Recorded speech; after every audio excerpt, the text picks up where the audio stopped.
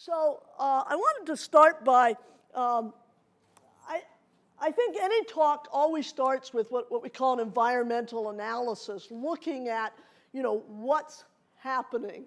And to look at Canada and the labor scene is to see a trend that has happened over the last while. Here, last year, Cup W, the postal workers were out on strike, then locked out, then legislated back to work.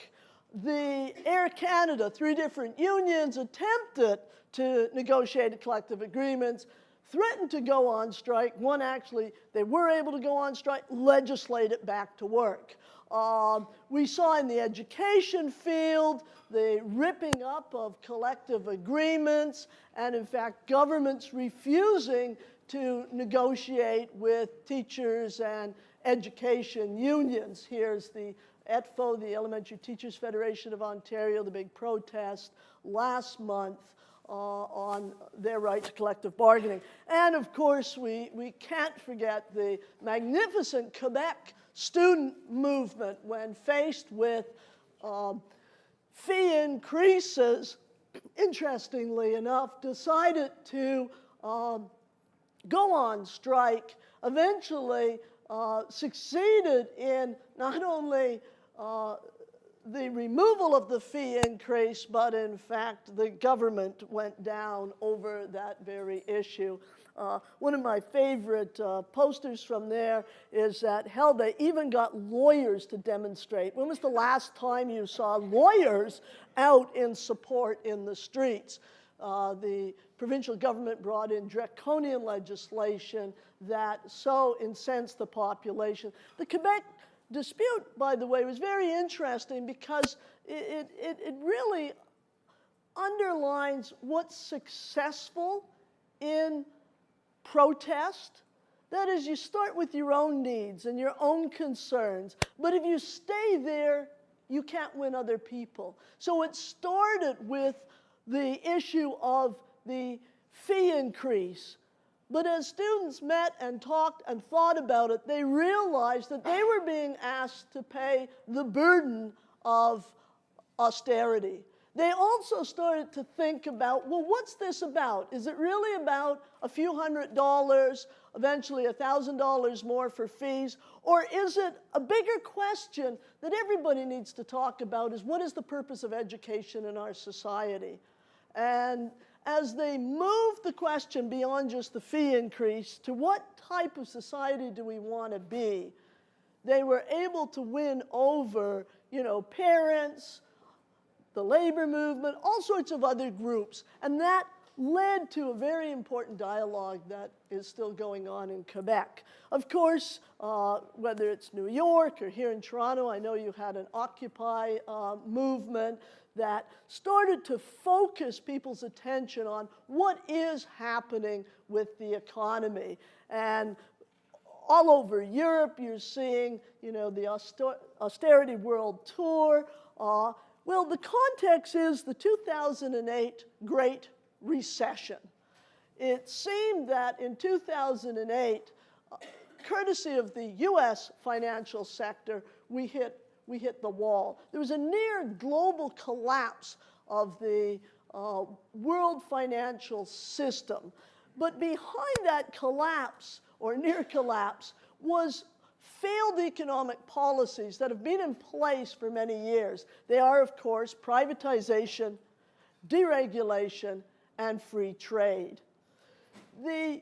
What we saw in the US, where the banks were actually had to go on to life support, was the public was asked to rescue the banks. Isn't it funny, all these privatizers, the minute they get into trouble, they attack government, they attack the public. The minute they get into trouble, they're the first ones that come screaming for money, right? So the banks were rescued, but Wall Street recovered, but American workers have not, and Canadians neither. We've seen high levels of unemployment, and they continue.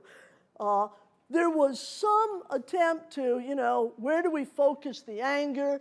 I assure you this doesn't say jump you financiers. But it took quite a few years before they actually focused on Wall Street, focused on the financial sector. But in fact, what happened is right early in the beginning of the recession, we saw the rise of a new right in the US and also here in Canada, whether it's the Wild Rose or other groups that started to focus on, no, let's blame it on unions. So rather than the financial sector and the heights of capital that caused this problem, it became too big to fail. It was the unions. It reminds me of that great line from the movie Casablanca, you know, let's round up the usual suspects. And so what we've seen internationally is a real war against the public sector in this recession. And you have to ask, well, you know, why all of a sudden the public sector? Well, it's very straightforward. In advanced industrial countries, there's been worldwide decline in union density. That's the proportion of the workforce that is in unions.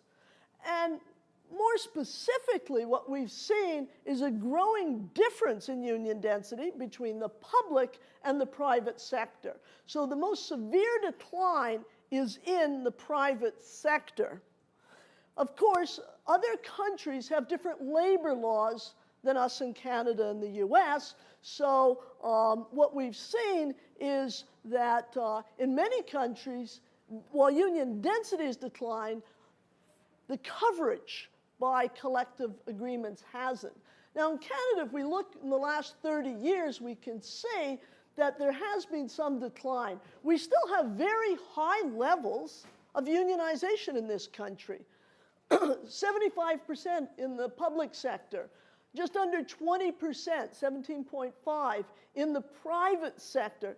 Even Alberta is, you know, it's hard to believe it, 1 in 4 Albertan workers is a union member. Who knew? So you can see over the last 30 years, there has been a 16% decline. I would point out that Ontario has had some of the largest decline, going from a third of the workforce, 1 in 3 union members, to now a little bit higher than 1 in 4. Again, Alberta is the lowest, but look at that number, 1 in 4.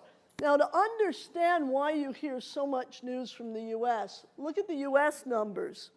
You can see that there's a complete devastation. The public sector, unlike in Canada, where it's 75% of the work, is only 37%. Private sector is under 10%. In fact, it's under 7%. But if you followed the U.S. news, and inevitably you're stuck doing that, you can see that a lot of the attacks have been on education and teachers. And that's because, that's the most densely organized grouping in the United States. It's public employees at the local and state level and teachers. And so what we've seen is how groups of folks, and in particular, have taken this financial crisis and used it as a political opportunity. And here's an example of one of our right-wing pundits in the US, Grover Norquist, who says, every person in every town in America will know the reason their library is closing early is that public employees have defined benefit pensions. Well, the fact that these public employees have taken lower raises, generally had lower pay, because a certain portion of the money that would have been in their wage has been set aside as for their pension. I mean, this pension, didn't grow out of the trees. It was negotiated. It was part of, we call it a deferred wage. But now all of a sudden it's being viewed as, oh no, this is a great burden on the public. The attack, by the way, on pensions is global. I like to think of, there's a there's a very famous bank robber named Willie Sutton. And in one of the stupider questions ever asked by a journalist asked Willie, why do you rob banks? And he said, because that's where the money is. So if you think about the attack on pensions, that's where the money is. So a lot of the attack on pensions is to eliminate defined benefit pension plans to stir up, and we see this in Canada, pension envy. You know, I'm a taxpayer, I don't have a good pension, you've got a good pension, so, you know, brilliant, let's take yours away. Not let's think about how to make sure I have one. No, let's take yours away. Then we'll be united in poverty together. Pensions are a massive source of capital to be tapped. And companies and government are seeking to shift the long-term risk to the individuals. And the reason you have collective pensions is because you want to smooth out the risk. You know, there are things that you don't know, that you can't plan for, so you want to smooth it out. The reason you have health insurance is because, you know, the insurance market's a very difficult one. You can't say, think I'll break my leg 3 years from now, better start saving up now. You want to smooth that out and have a very, very large pool. So the financial industry is interested in privatizing the pensions, and then, you know, the folks who brought us bank failure are now going to look after our pensions through hefty transaction costs and, you know, management costs that they can add. Well, part of it is a whole attack on democratic government.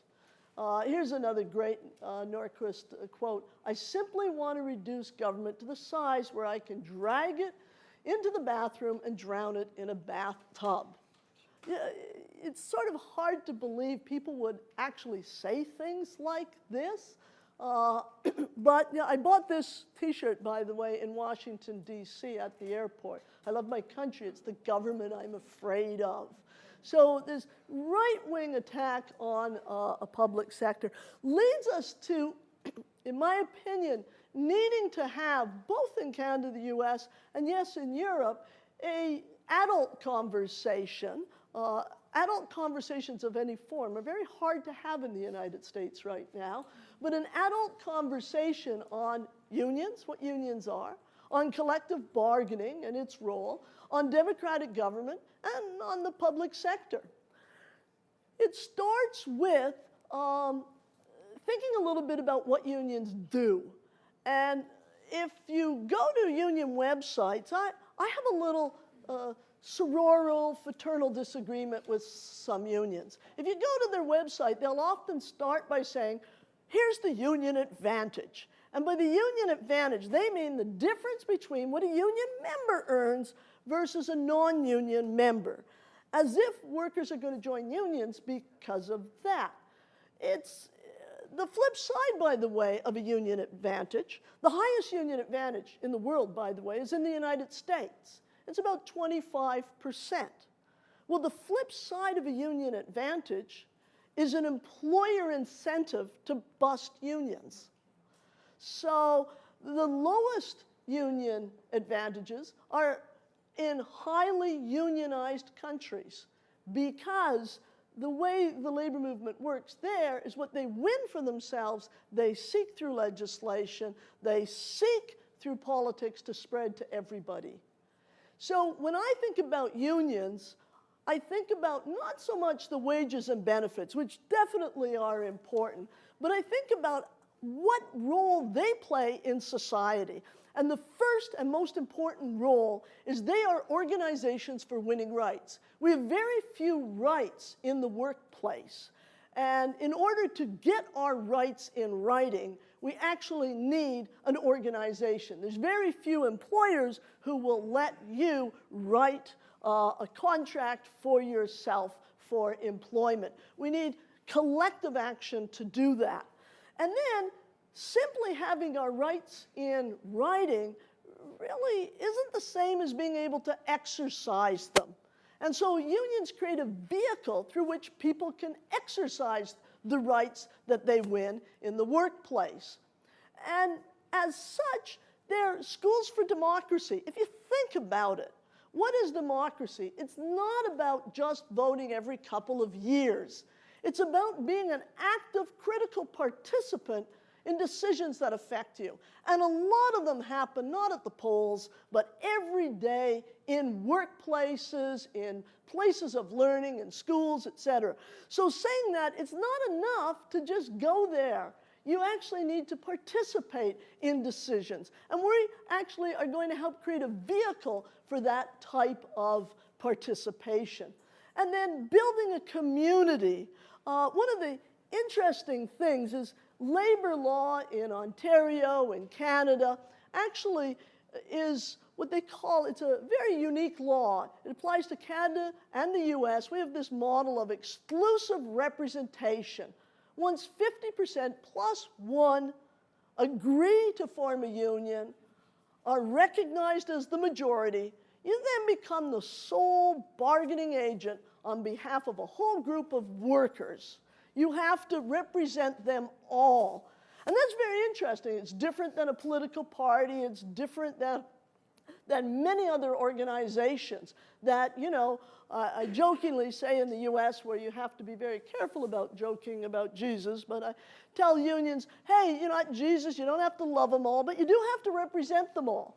And think about it. The union doesn't choose its members. It's not like a union can say, I'll take her and her, him I'm not so sure about, him, and the employer hires the workers, then the union's stuck with them and has to construct a community of interest amongst those folks, which is really exciting because if you think about that's what makes a society. It's not being able to just pick and choose, it's taking what's there and learning to create a community of interest amongst folks. And in doing that, by the way, they do a tremendous service for the employer. Think about most workplaces. You've got younger workers and older workers. You've got workers who are skilled, workers who are unskilled, workers who have all sorts of different ideas. People are more concerned about benefits. People are a little more concerned thinking about retirement. And what the union does is brings people together and aggregates demands and deals with a lot of problems in the workplace freely, by the way, as an organization. If you look at where there isn't a union, most companies spend a hell of a lot more money on human resource management.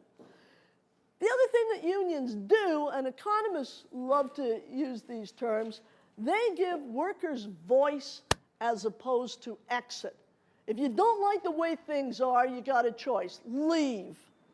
Well, if everybody left every time they ran into a problem, we never fix anything. So the notion of voice is that you get together, you recognize problems, and you talk back about those problems. You try to fix those problems. Well, the vehicle that unions create improve the likelihood and the ability of workers in the front line of goods, services, production, being able to give critical feedback. And any system, human or mechanical, needs a critical feedback loop in order to improve. I like to say engineers have a term for a system without a critical feedback loop. It's called stupid. So you either have stupid systems that never improve, or you have a critical feedback loop. And then finally, that's why through human rights and many other areas, we recognize unions as vital institutions of civil society. It's very interesting. In a lot of the international affairs work of governments, you know, we're totally in favor of unions. I get a kick out of the fact that the US government's constantly, it will promote unions in countries, just not in the US. So collective bargaining, we're a little better off in Canada than in the US because at least the Canadian Supreme Court in a recent decision, well, a couple of years ago, BC Healthcare, decided that collective bargaining is a right, not a privilege, that freedom of association actually applies in the workplace. And that means people have a right to get together in the workplace. Well, they don't just get together to go to Starbucks. They get together to talk about their work and to talk about and to organize. And they organize, again, not just to talk about lunch, but in fact to negotiate over the wages and benefits and conditions of their work, and to engage in collective bargaining. And that's why collective bargaining is a right. And it's a right, not a privilege. And this is not understood by our current federal government, because they seem to think that collective bargaining is, I tell you, you agree, and if I don't like it, we'll legislate you back to work. That's not collective bargaining. And so this notion that it's a right that is exercised by workers and a fundamental human right is very, very important. There's a lot of discussion in all of this about government. And have you noticed how increasingly it's become an issue of size? Well, like any institution, it's not about size. Should we have a big government or a little government or an in-between government? Well, to talk about government, we need to talk about the mission of government. What is the mission of government? And the mission of government is that somebody out there has to take the responsibility for the whole of the society and to think about creating public value. They must make the focus of the whole community the focus of their work. And that means things like equity and justice. Equity and justice. Those things don't just happen. You know, they're not an inadvertent outcome of market exchange. They need to be built into our society. Some entity has to worry about the commons, the common space, the things that we hold in common, the values we have as a society, and somebody has to focus on thinking about the future and the quality of our lives.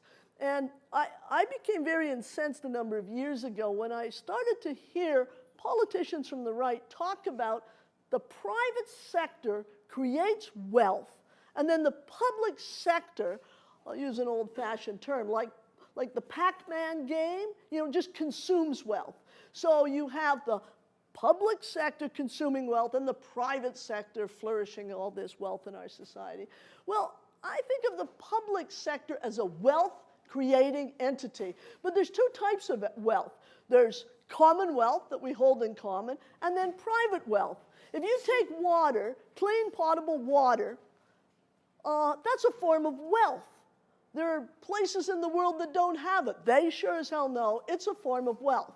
Now, if you take water and you put it in bottles and sell it, you're not creating wealth, you're transferring wealth. The transfer of wealth without compensation is called theft, not wealth creation. So Canadians, as a society, have tremendous public wealth. And we need to think a little bit about our public wealth.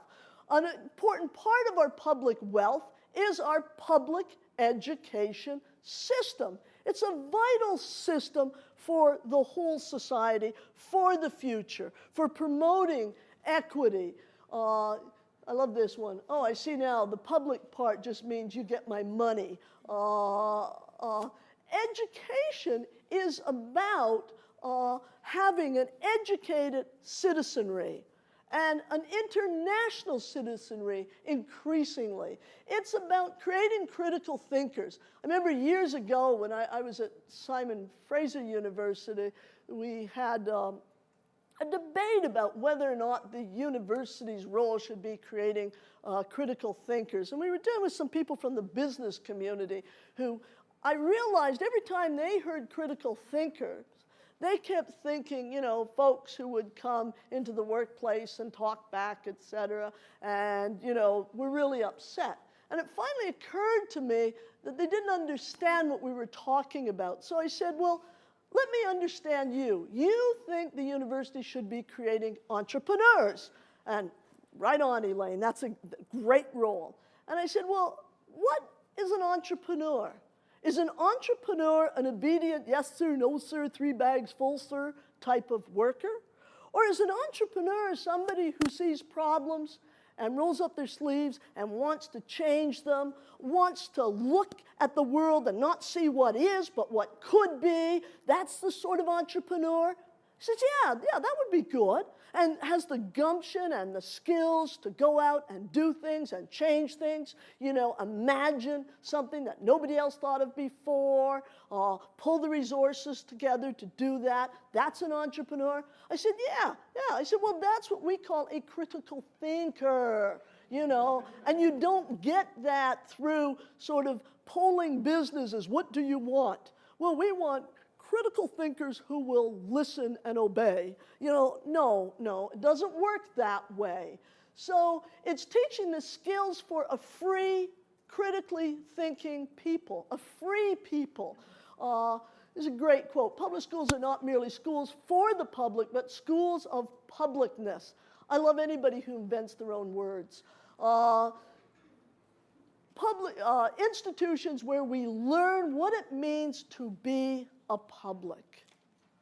That's why, by the way, Occupy was important, because it brought back this notion, not just the 1% versus the 99%. It brought back this notion of the public's right to discussion, the public's right to property, community property, property where the public can gather. And universities need to be a community of scholars and learners with shared governance.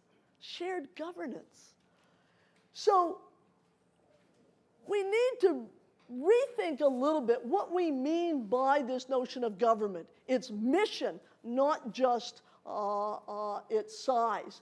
And to get away from a notion, a market notion that we're being pushed towards of a government where we're consumers of goods provided by the government. We're not citizens, we're consumers. And so it means reawakening this notion of citizen participant in this society with shared responsibilities for solutions, with moving away from tax-paying consumers and residents to civic-minded participants in community building, both citizens and residents. Creating the future, maintaining the public structures that, underpin what makes our society and the quality of our life valuable. And it really means stewardship and planning. Now, I love this picture. This is yet our friends in the Tea Party having a demonstration here. And it's a classic way that they don't even see what is given to them. It reminds me, somebody once referred to George Bush as a guy who was born on third base and thought he hit a triple. I think we're in a similar moment. Here you see this elderly woman, 0 taxes. Well, she's probably collecting the equivalent of Canada pension, right? Where does she think it comes from? It comes from people's taxes. She's sitting on a very clean street, sidewalk, grass cut. All around her is the signs of public goods maintained by public employees by her taxes that makes it possible for her and the democracy that allows her to protest. I think we're losing. And how do we pay for that? Well, we pay for that through our taxes. So it's shifting the debate from this notion of their story, Crisis means cuts are the answer. People need to keep more of their money. Government spending bad. Taxes will only make it worse. And I love this notion, people need to keep more of their money. If you think about it, if everything becomes individual, then every one of the major problems in our society can't be resolved. You can't solve any of them individually. Can't deal with the environment individually. Can't deal with transportation issues individually. So we need to have collective as well as individual goods. So our story needs to be one of, we are facing challenging economic times, but it requires wise decisions. We need to maintain the quality of life in our province. And every issue needs to be, how does this help improve the quality of life of ordinary Ontarians? You know, sell the zoo. Oh, that'll really help.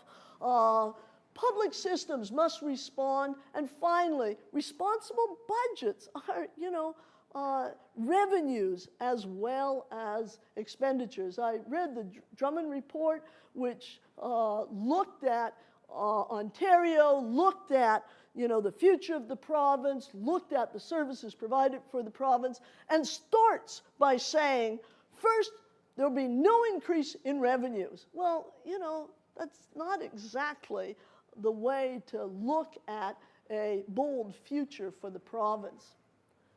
And in all of this organizing, and by that I don't just mean union organizing, I mean organizing people matters. It goes back to the 1800s, where de Tocqueville in Democracy in America wrote, in democratic countries, the knowledge of how to combine is the mother of all other forms on knowledge. On its progress depends that of all others. I love this notion of the knowledge of how to combine, one of the most important knowledges that humankind has. And organizing is about sharing this knowledge of how to combine.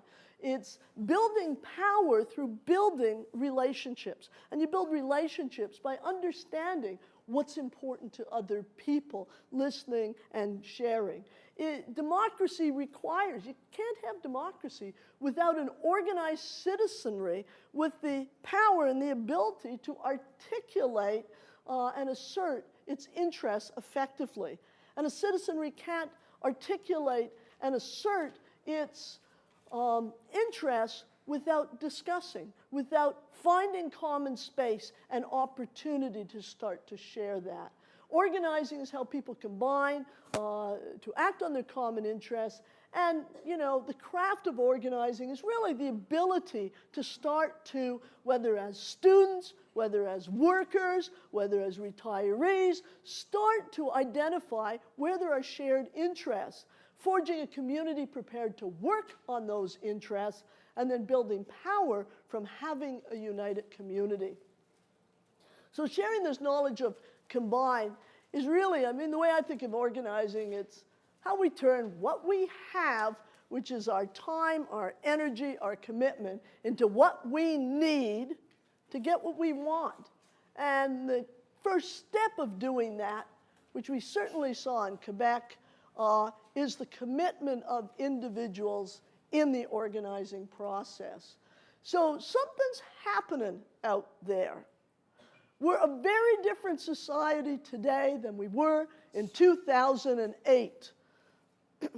That, you know, it's sort of like my mother used to tell this wonderful nursery tale about, you know, for the want of a nail, a shoe was lost. For the want of a shoe, a rider was lost. For the want of a rider, a knight was lost. For the want of a knight, a battle was lost. For the want of a battle, a kingdom was lost. All for the want of a nail. And when we think of organizing, we often, and changing society, we look at, you know, gee, the Quebec students, how come they can get 100,000 out and we're lucky to get a dozen out? And we always look backward from successful disputes and always think, oh yes, you know, who would be against Martin Luther King? Well, actually, a whole lot of folks were against them. Who would be against unions after they won? Who would be in favor of increasing fees and not willing to stand out? All movements start with just a few folks. The sad thing is you can't tell people that you'll be successful. You can't promise them that for the want of a nail, a shoe, a horse, etc. You can look back and analyze it, but you can't look forward. The one thing you can tell them is if you don't take the first step, if you don't talk to other folks, if you don't start to organize, it won't happen. I think a better world's possible. We're at a time when that's really on the agenda. What a fantastic time to be alive, when the bottom is starting to shake, the folks at top are really shaking. So there's movement on the bottom. It will affect what's on the top. And the best way to predict, to guess what's going to happen, is actually to organize and make what's going to happen. Thank you.